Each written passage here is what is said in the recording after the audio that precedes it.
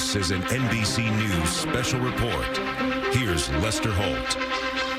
Good afternoon. We're coming on the air with breaking news. Just moments from now, President Trump is expected to announce his plans for sweeping new tariffs that could impact what you pay on everything from cars to groceries and even the clothes you wear. The levies expected to start tomorrow. They could be for almost all goods imported in the U.S., though the scope is still unclear.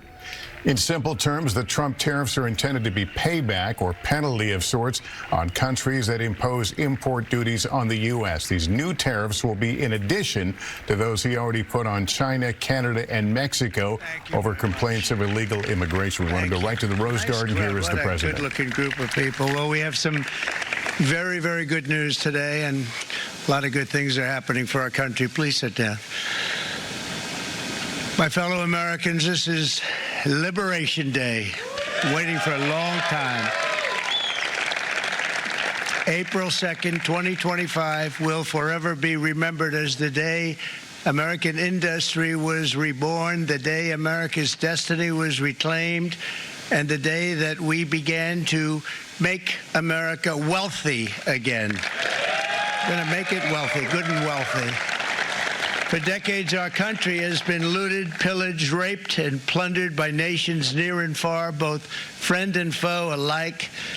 American steel workers, auto workers, farmers, and skilled craftsmen, we have a lot of them here with us today.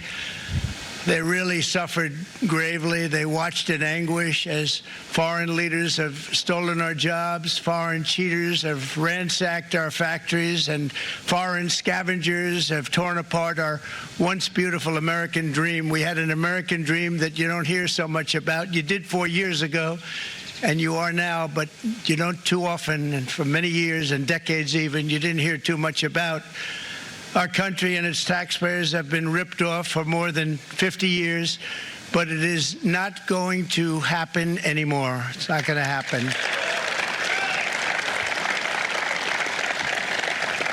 In a few moments, I will sign a historic executive order instituting reciprocal tariffs on countries throughout the world. Reciprocal, that means they do it to us and we do it to them. Very simple. Can't get any simpler than that. This is one of the most important days, in my opinion, in American history. It's our declaration of economic independence. For years, hardworking American citizens were forced to sit on the sidelines as other nations got rich and powerful, much of it at our expense. But now it's our turn to prosper, and in so doing, use trillions and trillions of dollars to reduce our taxes and pay down our national debt, and it'll all happen very quickly. With today's action, we are finally going to be able to make America great again, greater than ever before.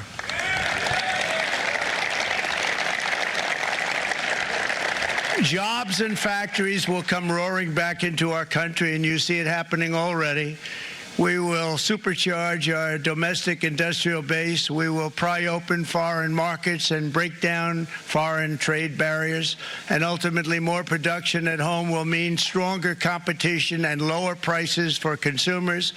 This will be indeed the golden age of America. It's coming back, and we're going to come back very strongly. We're pleased to be joined on this momentous occasion by Vice President J.D. Vance. J.D., thank you. Thank you. Thank you very much. Where are you, J.D.? No, that wasn't too hard to find. I was looking, you know, he likes to take a low-key attitude, so usually we sit right in front. He's gaining a lot of confidence, Mike, isn't he? And nearly my entire cabinet is here, as well as Speaker Mike Johnson, who's done an amazing job. And with the great success we had last night in Florida, we have a majority of 7. And 7's like a lot when we had it at 1, right? You've done a fantastic job. And many of the members of the House and Senate are with us. Senators, congressmen, thank you all for being with us. We appreciate it. For decades, the United States slashed our trade barriers on other countries, while those nations placed massive tariffs on our products and created outrageous non-monetary barriers to decimate our industries. And in many cases, the non-monetary barriers were worse than the monetary ones. They manipulated their currencies, subsidized their exports, stole our intellectual property, imposed exorbitant VAT taxes to disadvantage our products, adopted unfair rules and technical standards, and created filthy pollution havens. They were absolutely filthy, but they always came to us and they said, we're violating, we should pay for it.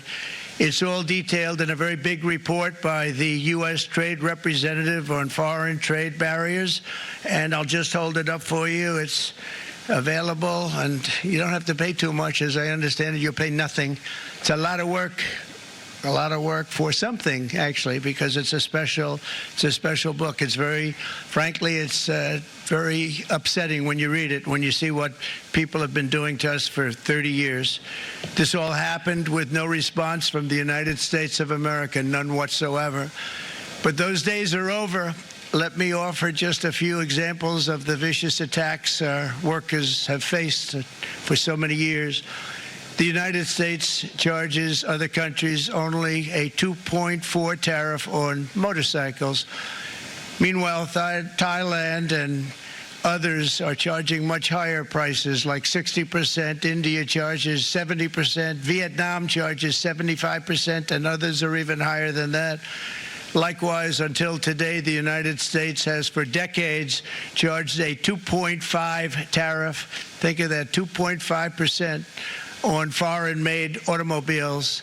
The European Union charges us more than 10% tariffs, and they have 20% VATs, much, much higher.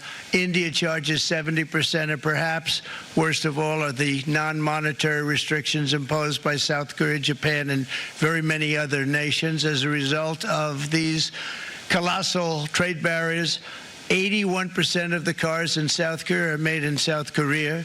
94% of the cars in Japan are made in Japan. Toyota sells 1 million foreign-made automobiles into the United States, and General Motors sells almost none. Ford sells very little. None of our companies are allowed to go into other countries. And I say that, friend and foe. And in many cases, the friend is worse than the foe in terms of trade.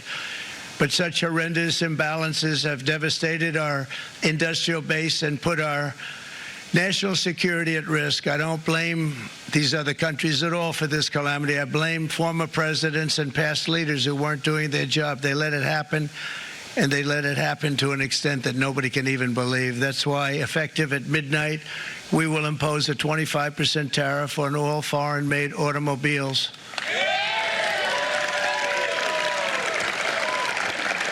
Thank you. Brian, I'd like to have you come up here for a second, okay?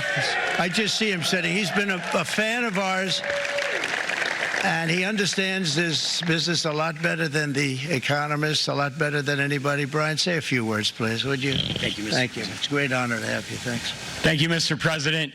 I grew up just north of Detroit, Michigan, in Macomb County, known as the home of the Reagan Democrats. My first vote for president was for Ronald Reagan. I thought that was going to be the best president I ever saw in my lifetime until Donald J. Trump came along. I have watched my entire life, I have watched plant after plant after plant in Detroit and in the metro Detroit area close. There are now plants sitting idle. There are now plants that are underutilized, and Donald Trump's policies are going to bring product back into those underutilized plants. There's going to be new investment. There's going to be new plants built. And the UAW members, and I brought 20 of them with me, they're sitting right over here. We support Donald Trump's policies on tariffs 100%. So, Mr. President, we can't thank you enough. And in 6 months or a year, we're going to begin to see the benefits. I can't wait to see what's happening 3 or 4 years down the road. Thank you, Mr. President. Thank you so much. Thank you. What a great guy. He got it right from the beginning. He got it before almost anybody else. This group over there, they got it too. And You know, we won the state of Michigan. We won almost all of them. But we won Michigan by a lot, and I want to just thank you all. The auto workers were fantastic. The Teamsters were fantastic. Everyone was pretty good, I will tell you. Thank you very much. I appreciate it. You're going to be very happy very soon, and you probably see what's happening with all of the, not only car companies, but car companies in particular. See it with all of the ones they're moving, they're announcing day in, day out. You're seeing it. Nobody's ever seen anything like that. With today's actions, we're also standing up for our great farmers and ranchers who are brutalized by nations all over the world. Brutalized. Canada, by the way, imposes a 250 to 300% tariff on many of our dairy products. They do the first can of milk. They do the first little carton of milk at a very low price, but after that it gets bad, and then it gets up to 275, 300%. So when they're figuring what's Canada charging, they say, oh, about 2%, 3%. But take a look at what happens down the road. When you look a little bit, it's not a pretty picture, and we don't like it, and it's not fair. It's not fair to our farmers. It's not fair to our country.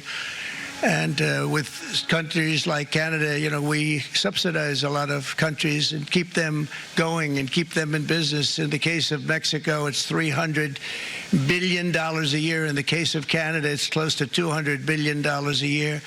And I say, why are we doing this? Why are we doing this? I mean, at what point do we say you got to work for yourselves, and you got to? This is why we have the big deficits. This is why we have that amount of debt that's been placed on our heads over the last number of years, and we're really not taking it anymore.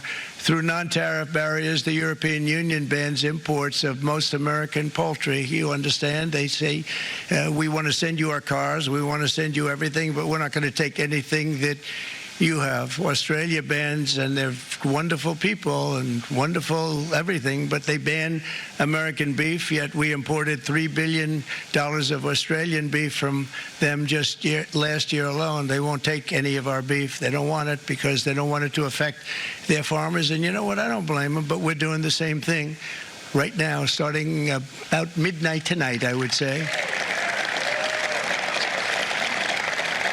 And China charges American rice farmers an overquota, it's called, a tariff rate of 65%. South Korea charges 50%.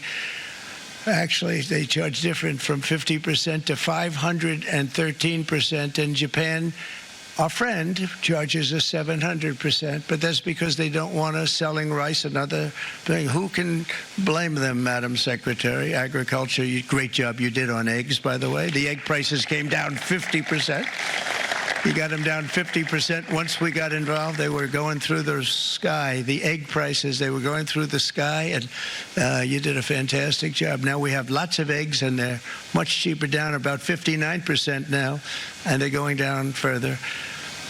We charge 2.8% for so many things that other countries are charging 200%, 300%, and 400% for. If imposing tariffs and protective barriers made nations poor, then every country on earth would be racing to eliminate these policies, and China would be the first on line. They run a very strong country, but they're not first in line, and the American people are paying a very big price.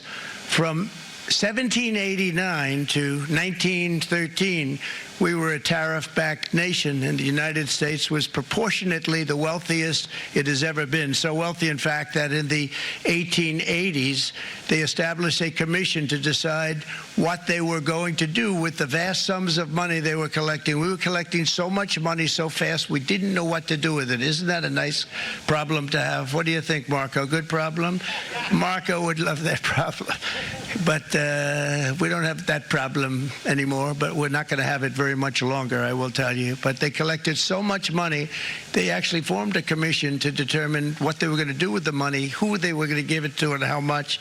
Then in 1913, for reasons unknown to mankind, they established the income tax so that citizens, rather than foreign countries, would start paying the money necessary to run our government. Then in 1929, it all came to a very abrupt end with the Great Depression. And it would have never happened if they had stayed with the tariff policy. It would have been a much different story. They tried to bring back tariffs to save our country, but it was gone. It was gone. It was too late. Nothing could have been done. It took years and years to get out of that depression, far longer than even FDR had that office right over there for a long period of time. The ramp system, that's rather intricate, was built because of him, and every time you walk up, you think of him, and he did a great job in many ways, but it lasted long beyond his terms, as you know. But it's not too late any longer, and we're going to start being smart, and we're going to start being very wealthy again. We're going to be wealthy as a country because they've taken so much of our wealth away from us. We're not going to let that happen. We truly can be very wealthy. We can be so much wealthier than any country. It's not even believable, but we're getting smart. Nearly a century later, in the face of unrelenting economic warfare, the United States can no longer continue with a policy of unilateral economic surrender. We cannot pay the deficits of Canada, Mexico, and so many other countries. We used to do it. We can't do it anymore. We take care of countries all over the world. We pay for their military. We pay for everything they have to pay. And then when you want to cut back a little bit, they get upset that you're not taking care of them any longer. But we have to take care of our people, and we're going to take care of our people first. And I'm sorry to say that.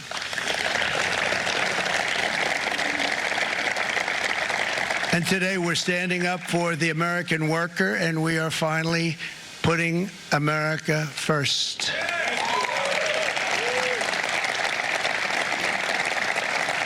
In Sleepy Joe Biden's last year in office, the United States hemorrhaged 100,000 manufacturing jobs, and the number was going through the roof at levels never seen before.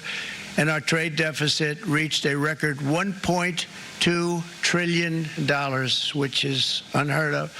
Since the beginning of NAFTA, the worst trade deal ever made. It was a horror show.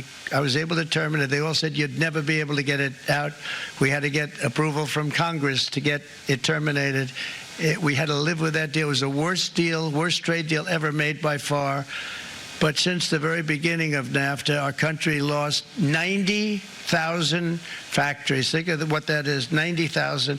Think about putting a map up and putting tax on it. You wouldn't have enough room. 90,000. I said, is that possible? We had it checked 4 different times, and it was actually somewhat higher than that.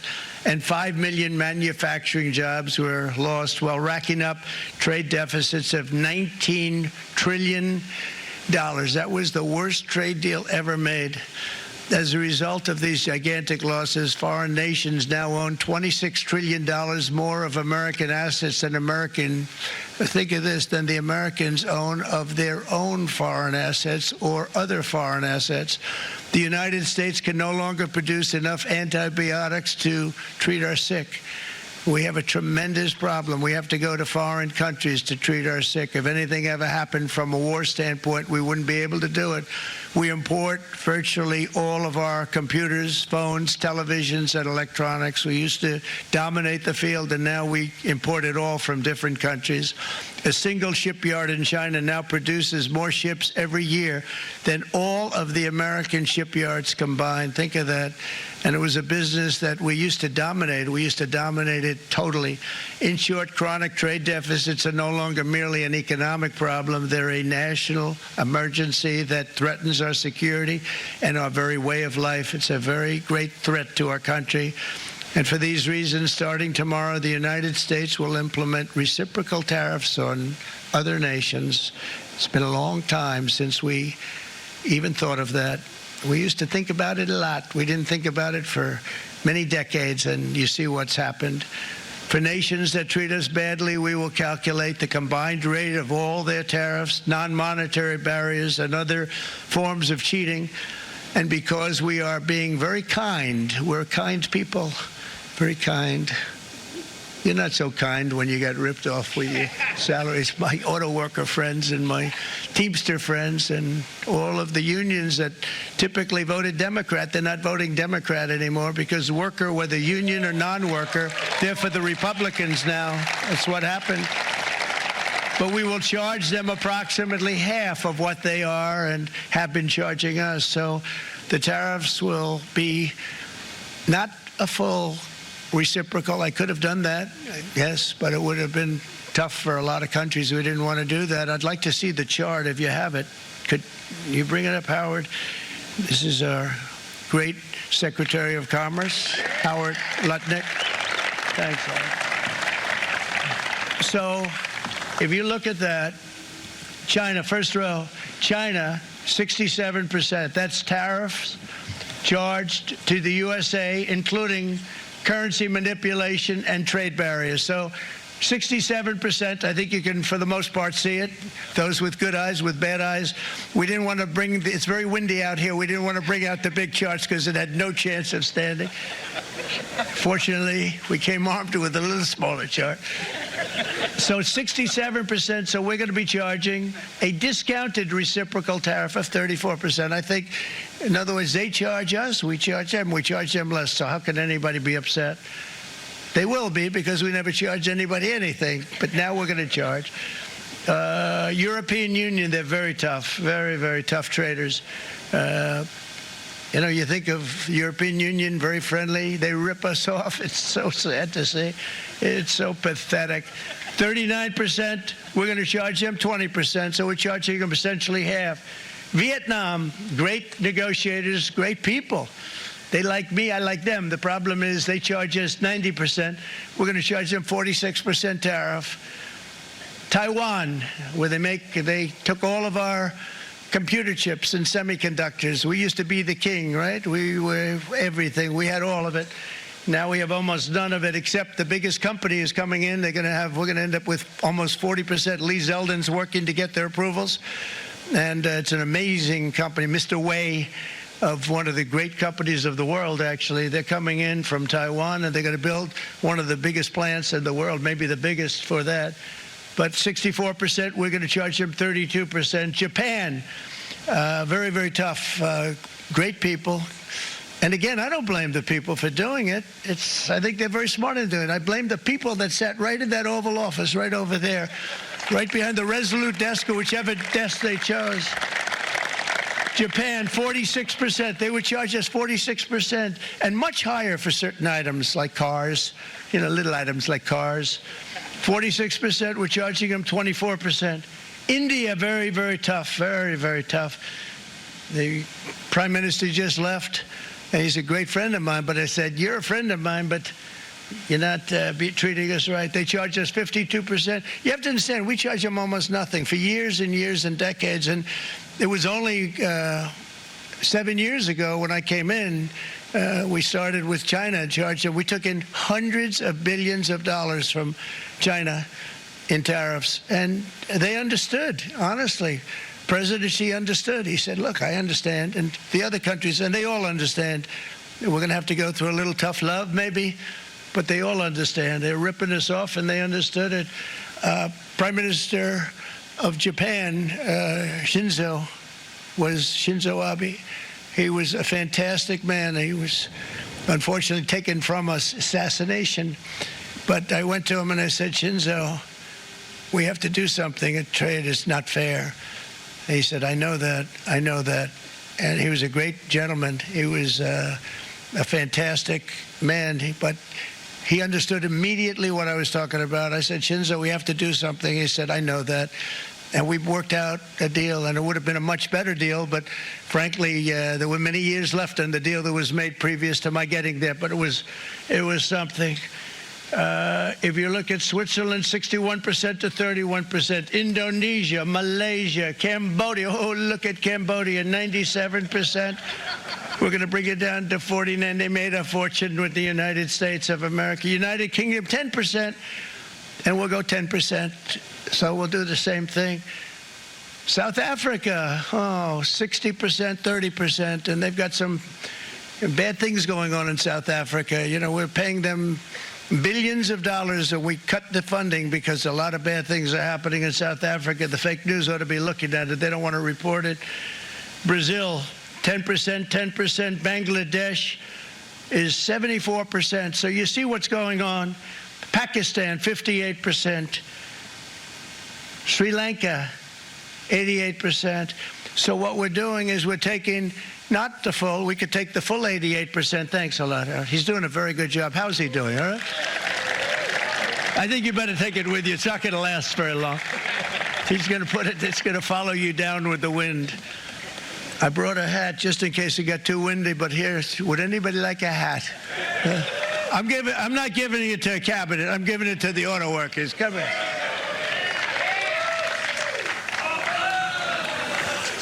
Thank you, fellas. Get it. That's it. That's it. They deserve it more than our cabinet. Our cabinet has plenty of hats. But you see the numbers. The numbers are so disproportionate. They're so unfair.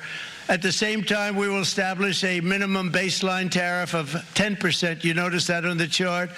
And that'll be on other countries to help rebuild our economy and to prevent cheating. So we're going to have a minimum of cheating, and we're going to be very severe on the people that at the gate that watch the tariffs and watch the product coming in, because there's been a lot of bad things happening at the gate because the money is so enormous that you're talking about. There's never been probably anything like it in terms of the enormity. And there are a lot of bad things happen at the people that do the check-in, and they're looking at 10-year jail sentences if they do play. We're going to treat them so good, but if they cheat, the repercussions are going to be extremely strong. Foreign nations will finally be asked to pay for the privilege of access to our market, the biggest market in the world. We're right now the biggest market in the world. We had a great country 4 years ago in terms of the economics. We were doubling up on China. We were doing so well. Nobody was going to catch us, but so much of it slipped away over the last 4 years under Biden. I campaigned on this policy throughout last year, and today that promise was made, and it was also a promise, as you know, that was kept. Promises made, promises kept. To any company that objects to our common sense reciprocal tariffs, again, reciprocal, back and forth, back and forth. And I call this kind reciprocal. This is not full reciprocal. This is kind reciprocal. But what we do is we cut it in half. We charge them. My answer is very simple. If they complain, if you want your tariff rate to be zero, then you build your product right here in America, because there is no tariff if you build your plant, your product in America. And we've seen companies coming in like we've never seen before. Likewise to all of the foreign presidents, prime ministers, kings, queens, ambassadors, and everyone else who will soon be calling to ask for exemptions from these tariffs. I say, terminate your own tariffs, drop your barriers, don't manipulate your currencies. They manipulate their currencies like nobody can even believe, which is a bad, bad thing and very devastating to us, and start buying tens of billions of dollars of American goods. Tariffs give our country protection against those that would do us economic harm, and many people were looking to do us economic harm. Maybe not so obviously, but they were doing tremendous economic harm.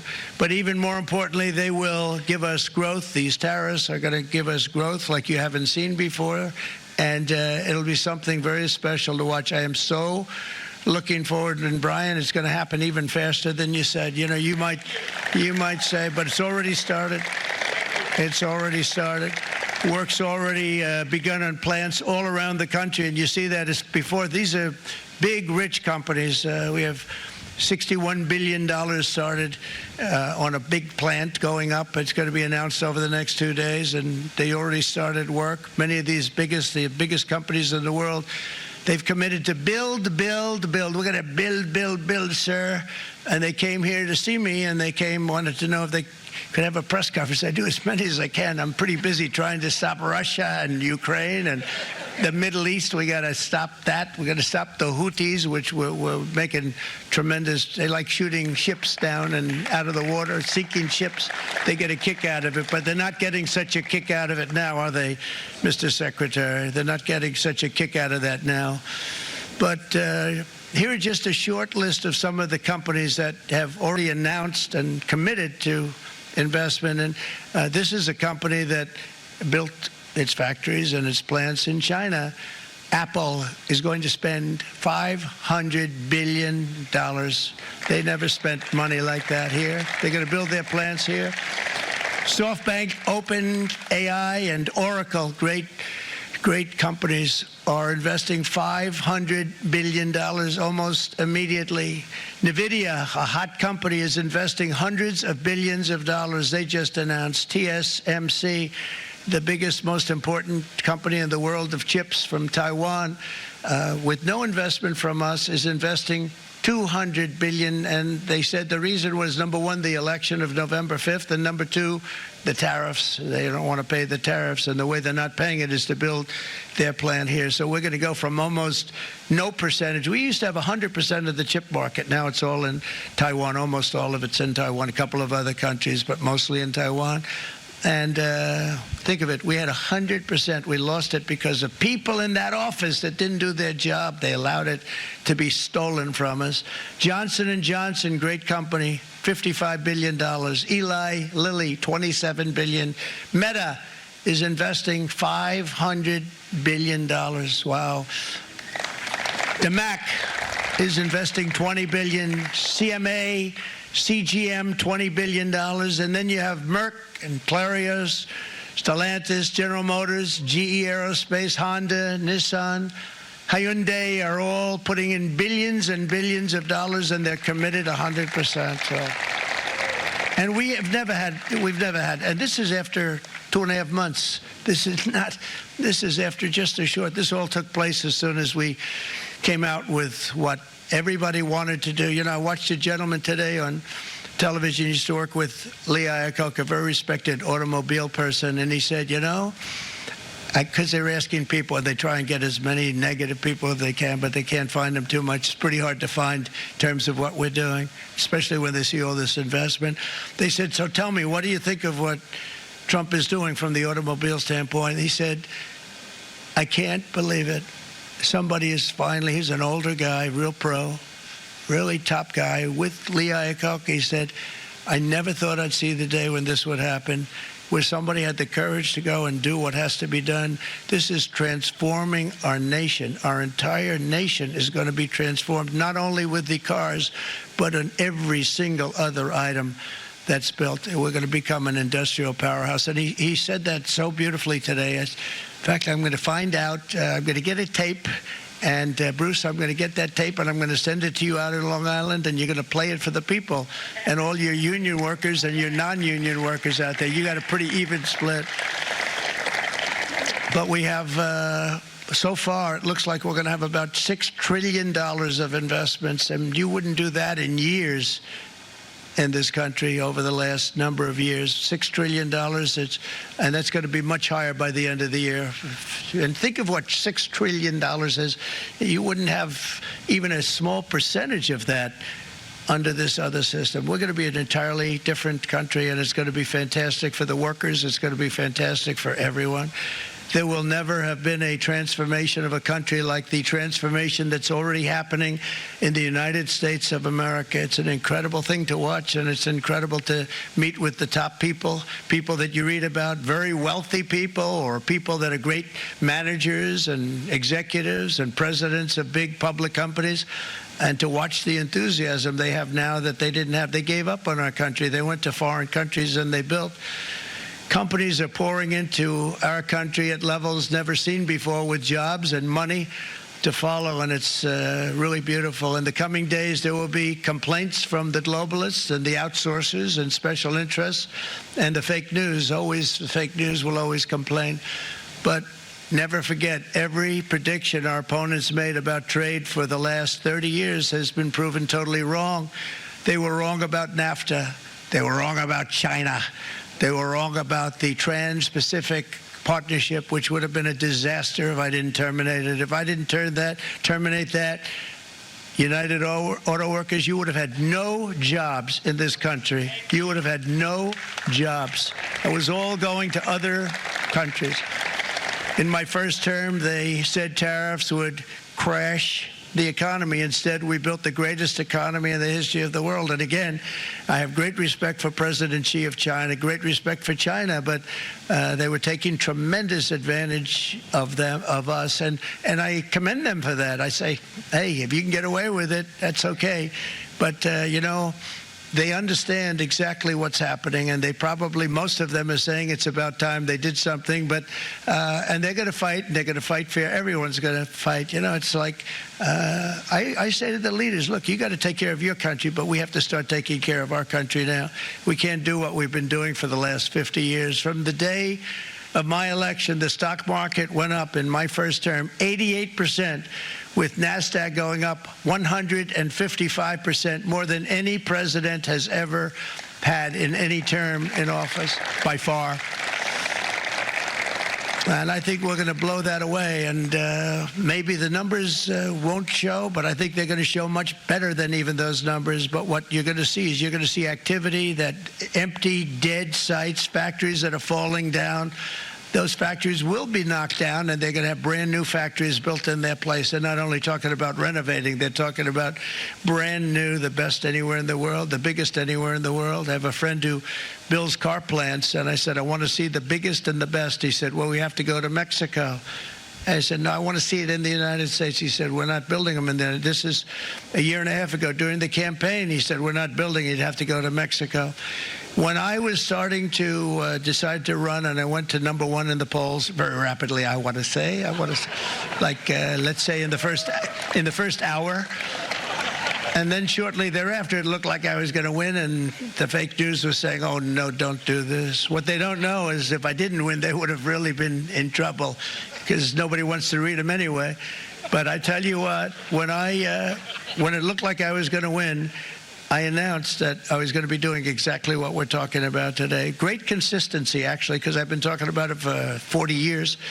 But because I saw what was happening 40 years ago. If you look at my old speeches when I was young, very handsome, my old speeches, and people would say, I'd be on a television show, I'd be talking about how we were being ripped off by these countries. I mean, nothing changes very much. The only thing that changed were the countries, but nothing really changes. But you know, it's why it's such an honor. It's such an honor to be finally able to do this.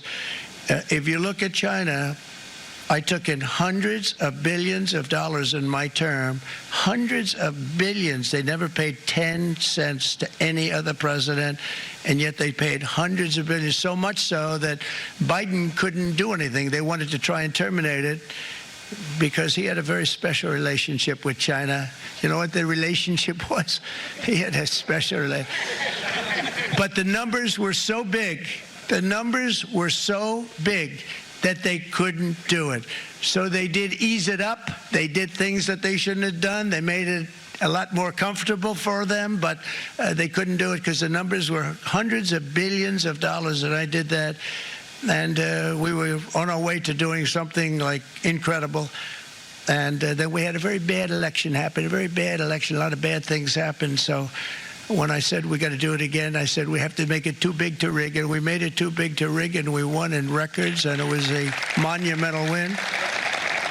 And it was such an honor to see so many of you, like Brian and your friends, here with us to celebrate, and to more importantly celebrate what we're doing, because that wouldn't be a full celebration if we didn't do this, because this will be an entirely different country in a short period of time. It'll be something the whole world will be talking about it. The critics made the very tired predictions earlier this year, but in February, core inflation dropped to the lowest rate in 4 years, and the price of eggs, as you know, just in a month and a half, we were there for 4 weeks.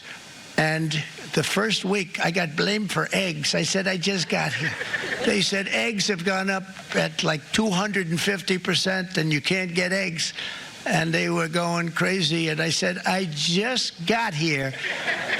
And then we got to work on eggs. We got to work on everything. And our great Secretary of Agriculture, you did a fantastic job. Brooke Rollins, she did a fantastic job. And as I said before, the price of eggs dropped now 59%, and they're going down more, and the availability is fantastic. They were saying that for Easter, please don't use eggs. Could you use plastic eggs? I said, we don't want to do that. We want to, and you really came through. It's an amazing job. Thank you very much, Brooke. You did great. But likewise, an old-fashioned term that we use, groceries. I used it in the campaign. It's such an old-fashioned term, but a beautiful term, groceries. It sort of says a bag with different things in it. Groceries went through the roof. And I campaigned on that. I talked about the word groceries for a lot. And energy costs now are down. Groceries are down. Gasoline is way under $3. And people are beginning to be able to buy things and live again. We brought prices way down. We created 10,000 already in a few weeks, new manufacturing jobs. And it was that took place in 1 month, numbers that they haven't seen in a long time. We had virtually no inflation under my term. We had virtually no inflation for 4 years, but after transitioning over to Sleepy Joe, it went from almost non-existent to the highest in the history of our country. They're the highest inflation in the history of our country, brought up by energy and bad spending and bad policy, and a lot of bad things happened. How about allowing millions and millions and millions of people to pour into our country with open borders, where it's so sad to see even now, and I see our great secretary of you have done. Stand up, please, Christy. Stand up. Christy Noem and Tom Homan. These people are doing a great job, but gotten them out in records. And we have problems with judges that don't want them to go out. They want Tren de Aragua. And they want MS-13, the most vicious gangs ever. Nobody's ever seen anything like it. Absolute killer gangs. They kill people. They don't even think about it. And we put them out. And we have judges now, radical left judges that they don't want them to go out. They want them to even be brought back. Let's bring them back. You've done a fantastic job. And please thank everybody. Homeland Security, thank everybody. Appreciate it. And we now have a border that's the best border that we've ever had, even better than it was my first term. My first term we did good, but this one we really specialized in. We've done really well. And we had records then. We had the best, safest border 4 years ago. We had the best border there ever was. And now we have, you've actually matched it and done even better. And we're going to get it down the right way. And we want people, by the way, to come into our country, but we want them to come in through a legal process. We want them to come in legally. We need more people. We need people to run these plants and to help the auto workers and the Teamsters and the non-union people and everybody else. But we need people and the farmers.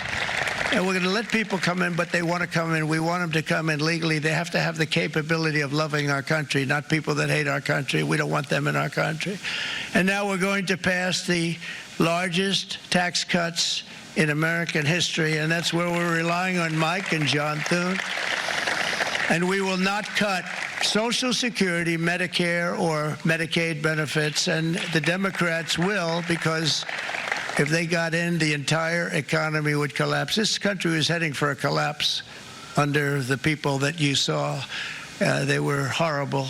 I think one of the reasons people like the job, I have my highest approval ratings because I think they're comparing me to the worst administration in the history of our country, so I appreciate that at least.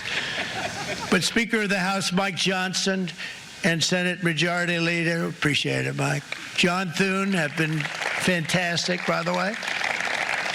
But they've been working tirelessly on taking the next step to pass the plan for our One Big Beautiful Bill. I'd like to name it that if you can. One Big Beautiful. I made that statement about 6 months ago, and everybody calls it One Big Beautiful Bill.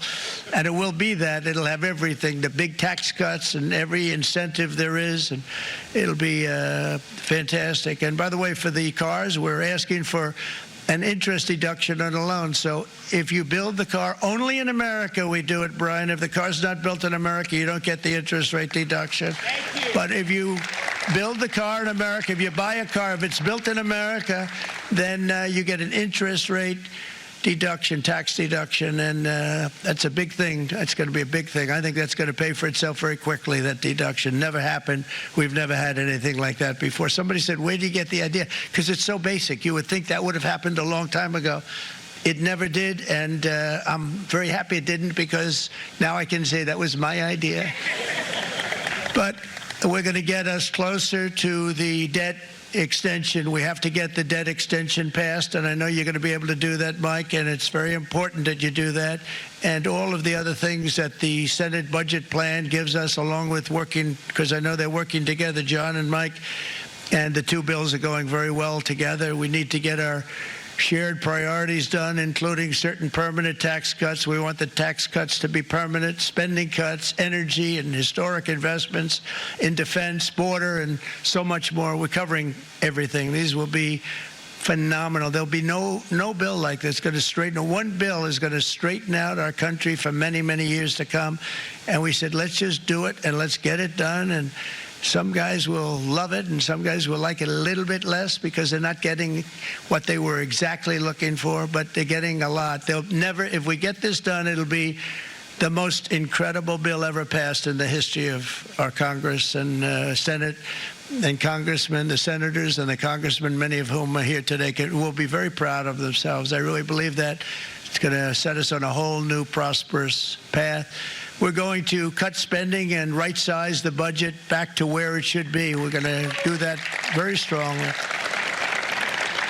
Thank you, Rick. Thank you. John, thank you. Oh, look at all of our senators over there. Oh, boy. That's a nice group of people. But I won't like them so much if they don't get this bill done. That's a great group. And, Congressman, thank you very much. I appreciate it. Tremendous people. The Senate plan is my complete and total support, and the House plan likewise is very similar. They're moving along pretty much at the same clip, and as soon as you're ready, you'll show it to me, and I'm sure it'll have my support, Mike.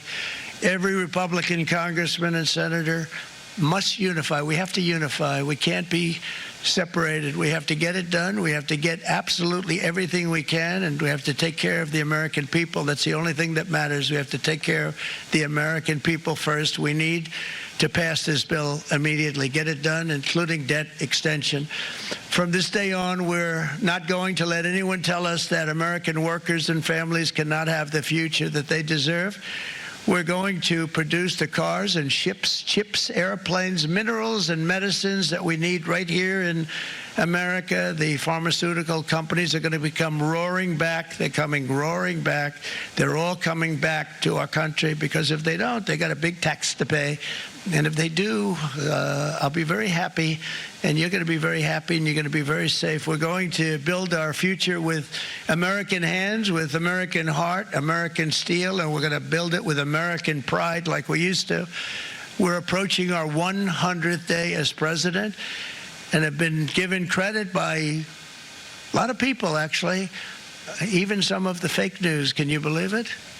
Which in this case hopefully isn't fake, for having done more in that time than any other administration in the history of our country in the first 100 days. I think we've had an amazing, in terms of what we've done, what we've gotten accomplished.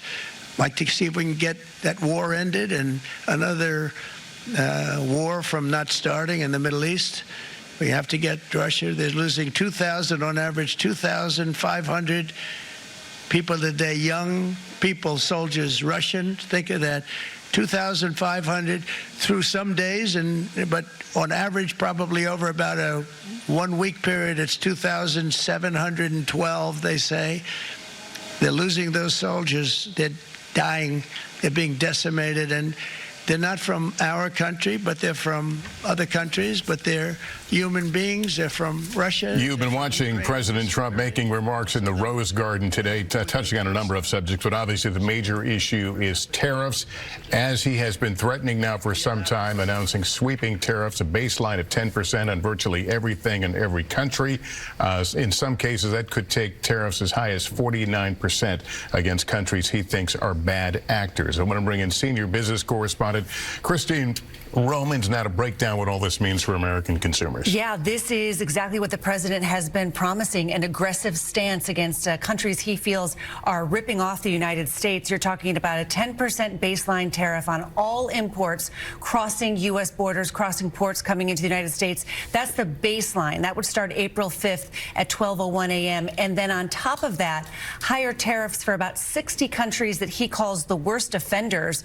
That would bring a tariff tariff rate to 49% to Cambodia, 46% Vietnam. You can see it on your screen there. 20% for the European Union and 10% that baseline tariff for the UK. The president calling these kind reciprocal tariffs because he says that he's just going to charge half of whatever their tariffs and non-tariff barriers are to the U.S. to try to send this message. He says that the United States has been ripped off. He's also declaring a state of emergency here, a national emergency, and saying that he wants to reindustrialize the United States after decades of bad trade deals that have hollowed out, he says, the American factory sector. One senior White House official telling reporters this afternoon, this is not a negotiation. For all those people who are saying, is this just the president negotiating with other countries?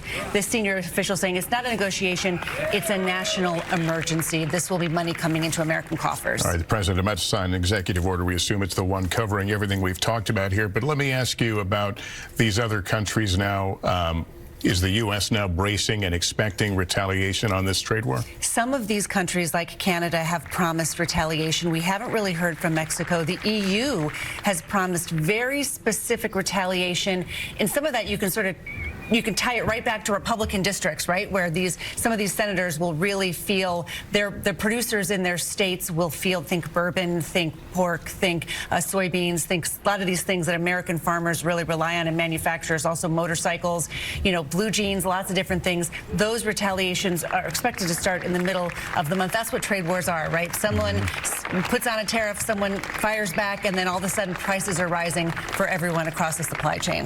Kristen Welker is also watching this in the White House with us. Kristen, the president is promising this is going to bring jobs back, that factories will be humming again.